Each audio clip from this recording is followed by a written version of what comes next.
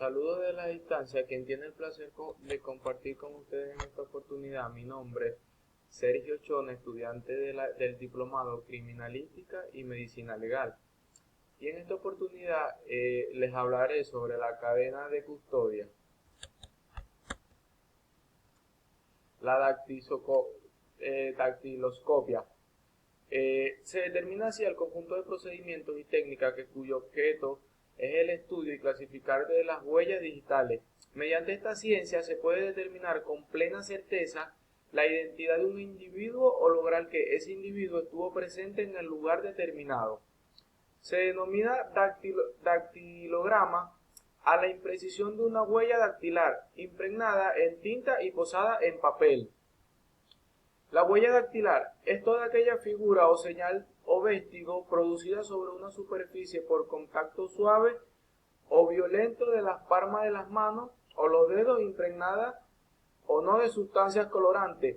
Existen tipos de huellas dactilares y se conocen como la huella latente. Estas huellas son figuras visibles que se producen al contacto sobre una superficie lisa o pulida por el sudor que emana por los poros sudoríparos de las pálpebras dactilares.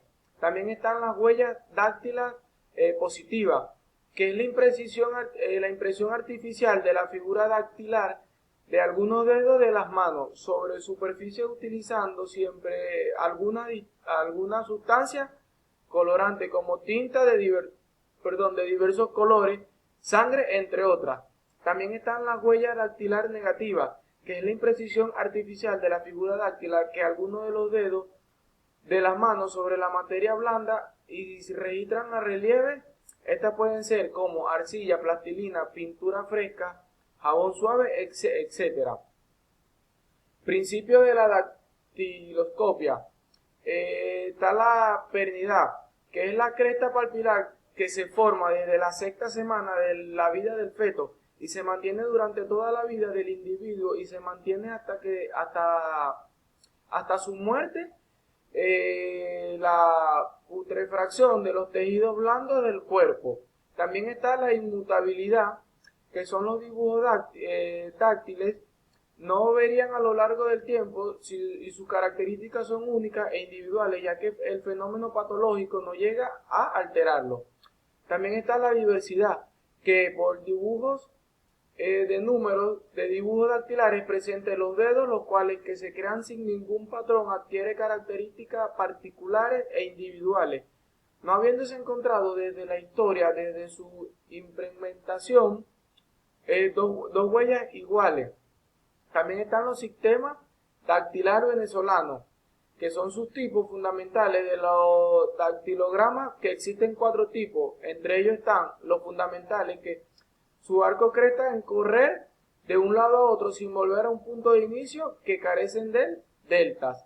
También está la presilia interna, que su cresta forma parte de un núcleo sin nacer de la izquierda a la derecha, dan vuelta y regresan de un lado de inicio. Se caracteriza por ser un delta a su lado derecho. También está la presilia externa.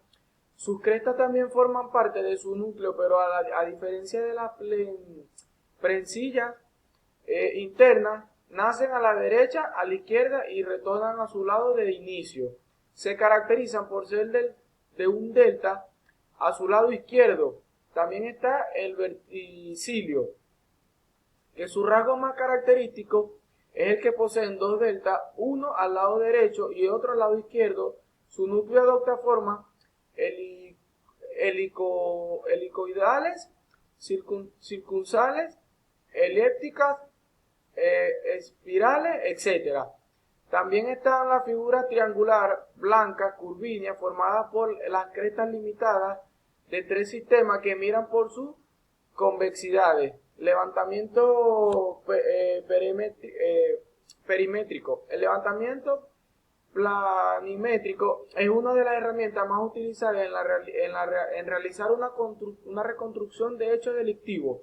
Los funcionarios actuales deben registrar, acuerdo al siguiente procedimiento, asociados al proceso de la fijación, para así realizar la fijación planimétrica del sitio del suceso. Expertos planimétricos tienen el deber de cumplir con los siguientes pasos, tomando en cuenta que estos requisitos aplicables en sitios de sucesos abiertos, cerrados y místicos. Número uno, recabar información relacionada con el caso a través de los testigos, personas involucradas, víctimas, experticias, documentos y demás medios que permitan graficar el hecho. Información de esta debe ser sustentada de manera precisa y expresa en el expediente. 2. Observar de manera detallada y minuciosa el sitio del suceso y así visualizar la ubicación de aquella área, elementos de interés criminalístico que se plasmaron en el levantamiento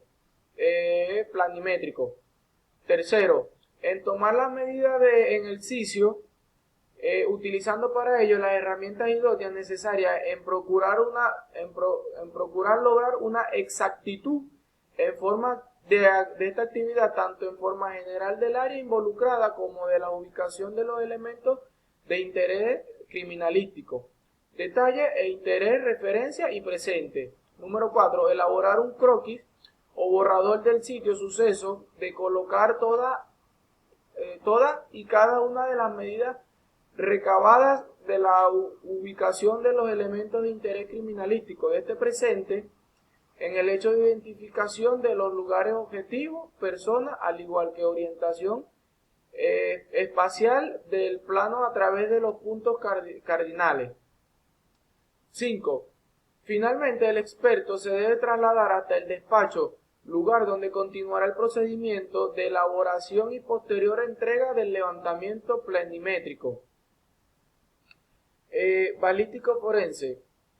El término balístico proviene del latín ballista, por lo cual hace referencia a una especie de catapultar, un término proveniente del griego benín en el siglo XVIII, que se conocía como el arte de lanzar los proyectiles. Hoy en día el término balístico es empleado para definir ciencia que estudia el alcance, dirección y movimiento de los proyectiles, así como también del estudio de las armas de fuego general determinado, sus características de funcionamiento, etc. La clasificación de la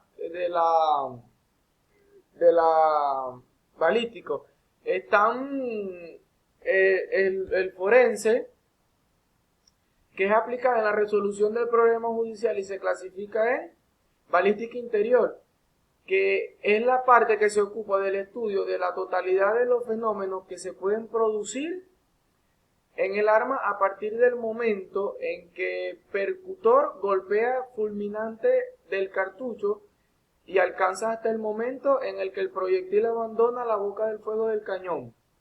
Esta parte de la balística se ocupa también en todo lo relativo a las armas de fuego, su estructura, mecanismo, funcionamiento, carga, disparo de la misma. Está también la balística exterior.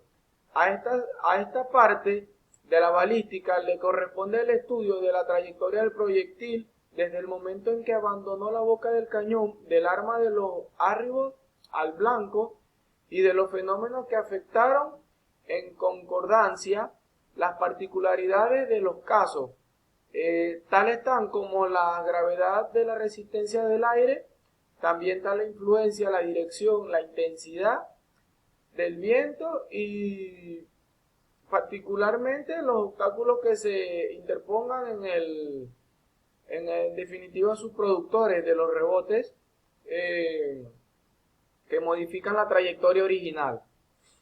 Balística del efecto,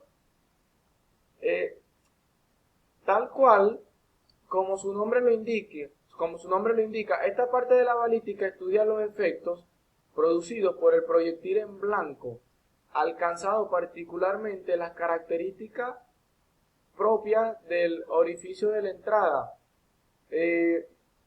causado por el proyectil, y de la zona inmediata que lo rodea, características. Estas permitirán establecer importantes elementos que los elevarán a conclusiones relativas a problemas tan complejos como la determinación de la distancia del disparo, Efecto del disparo en el cuerpo humano. Disparo con el contacto humano.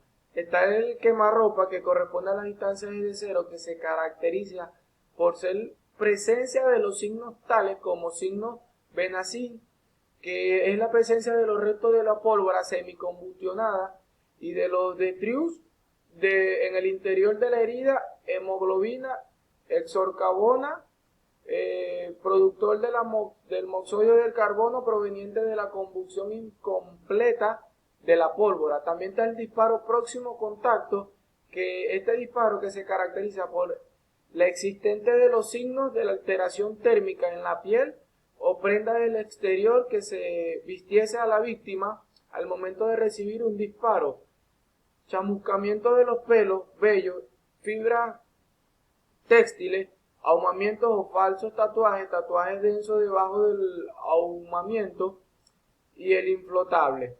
También está el disparo a la distancia, que presente tatuajes del resto de la pólvora no combustionada o semicombustionada de forma de grano, que van a incrustarse superficialmente en la piel o adherirse a las prendas de vestir. Se presenta también el tatuaje metálico, producido por la particularidad de metálica de desprendida proyectil. También está el disparo a larga distancia, que se denomina así el balístico forense todo aquello que supere la distancia máxima a que es posible producir un tatuaje, ya sea metálico, pólvora, donde el único signo presente lo constituye, y a lo fish, que lo que el arma puño normal implica distancias superiores a las consignadas.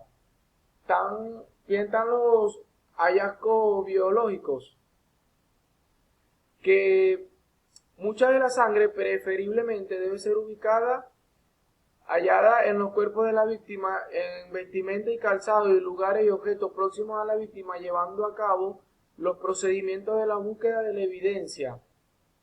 Las manchas de sangre son en ocasiones fácilmente localizables por abundancia o por su constante con entorno en la superficie soporte en la que se encuentra.